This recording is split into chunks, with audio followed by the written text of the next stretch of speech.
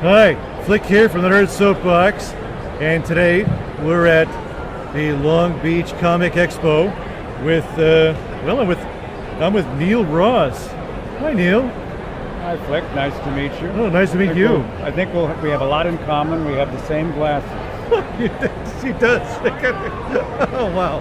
Hey, I'm going to take these off so people can tell us apart. Oh, thank you. Yeah, because you're a very handsome man. I'm the one with no glasses, and he the one with the glasses. Is the other one. Just slightly less handsome than Neil here. Well, come on. All right. So, well, Neil is a voice actor and narrator, and the Soapbox Gang knows Neil for. That's the one true Goblin, the Green Goblin. That's the one. Yeah. Sorry, they just ruined my voice. Ruined your voice. What do you think it did to mine? And I had to do multiple takes. I hate you, Spider-Man. Whoa!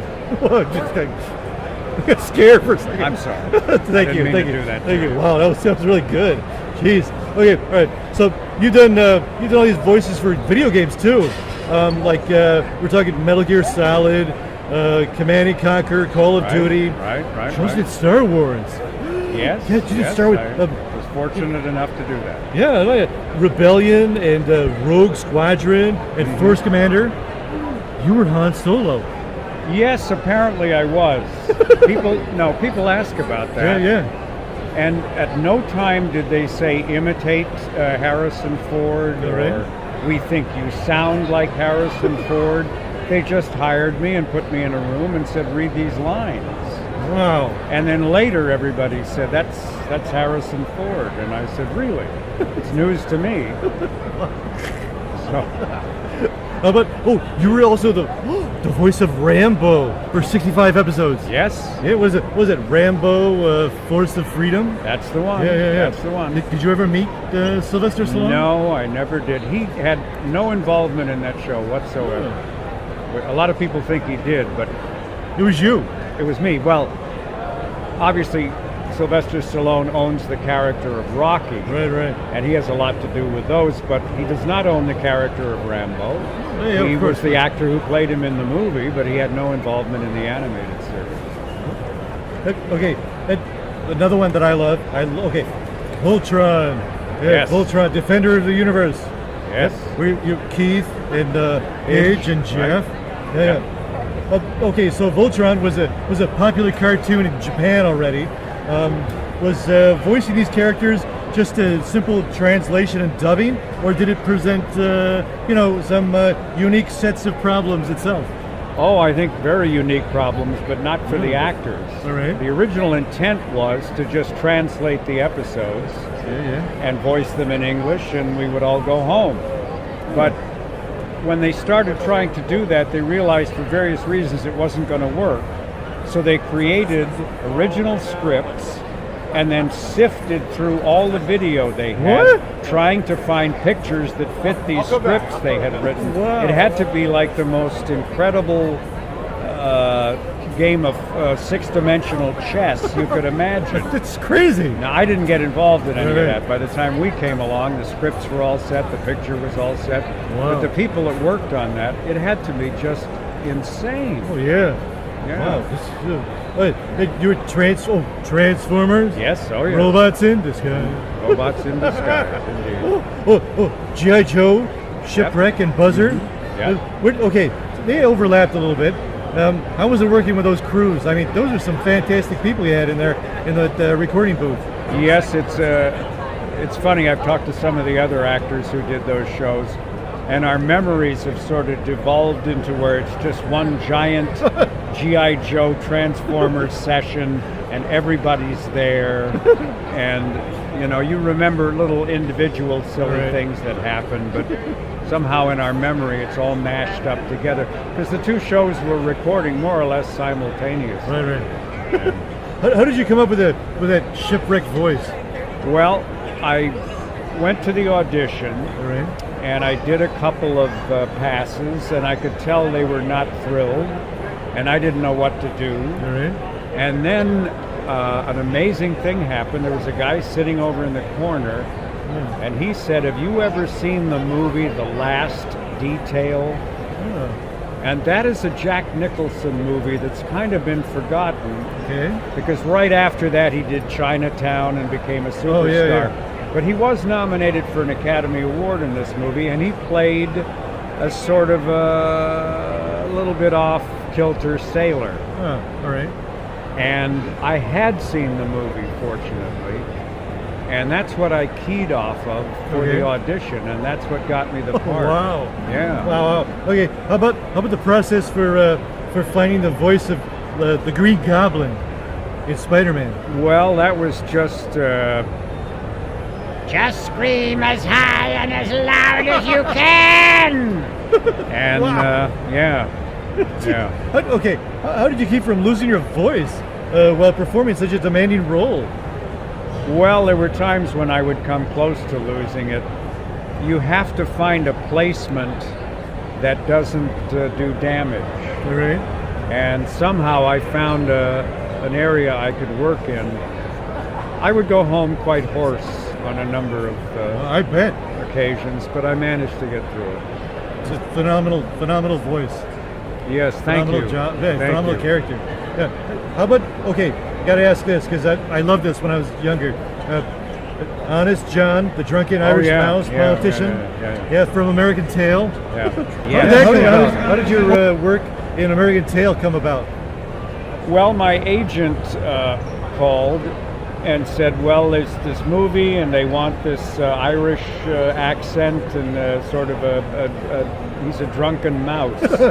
And they thought of you immediately. So I had this little home studio, and this was years before anybody had them, but I have a radio background, so I've always had a little bit of equipment lying around. So my agent said, you can just record it at your house and mail it to them. All right. You know, which sounds so quaint in this era of digital, but that's what we did back then. And I said, all right, send me the script. And she said, well, there is no script. They want you to make something up. Oh, wow. And I immediately copped attitude. I said, if they can't be bothered to send a script, the hell with them. So I almost didn't do the audition, but then I thought, oh, all right. So I, did my Barry Fitzgerald. I had my Barry Fitzgerald Irish voice, and I made up some political gibberish because they told me he was a politician, and I had him a little drunk, and I mailed it. I remember walking to the post office in Manhattan Beach, California, and mailing this thing. And then to my amazement, I get the job, and I find out Steven Spielberg is involved, and Don Bluth, and people like that, and I'm so glad I did the audition, but I almost passed on it because they wouldn't give me a script. Oh, man. Oh, okay. Nope. I was listening. I watch a lot of PBS, and you did Nova? Yes. I love Nova. Yes, me too. I was a fan of Nova going all the way back to the early 70s when I was a lowly disc jockey in San Diego, California. And if you had told me that someday I would grow up and get to narrate 25 or 6 of these, I would have fainted. But it actually happened. Wow. I was Do you have a so favorite thrilled. episode of Nova that you narrated? No, I love them all. It's just such a privilege to be associated with such a classy show. Wow. Oh, okay. And you've also done a bunch of movie, like radio announcing and like announcing for movies too. Yes. All right. And some of my favorites are Back to the Future Part 2. Love that. Gremlins 2, the new batch. Yes, I was among other things in that I was the voice of the men's room. How do you do the voice of a men's room? There's this voice that comes out of the ceiling in the men's room in this thing, and the only line I remember, because somebody reminded me of it, was, "Hey, mister, did somebody forget to wash his hands?" Wow. But not many people reference that, but a lot of people remember the voice of the Biff Tannen Museum in Back to the Future too. That's probably the most high-profile movie voice job I've ever done. Oh, how about TV? You were on Seinfeld? Yes, about half a dozen episodes. Wow. Do you remember anything you did on Seinfeld? Well, the only one I remember for sure is we were in an episode called The Face Painter. Okay. I think Elaine Yeah, goes yeah. to a hockey game with a guy who's painted his face, and she's very embarrassed. Well, there's a scene in there where I think Jerry and somebody else are walking through a bar, and there's a sports announcer on television, and I think you? I think that was me. Yeah. Oh, wow. Woo. Seinfeld. I love Seinfeld. Yeah. Not that there's anything wrong with that. No, indeed. Oh, No, that man. was a lot of fun.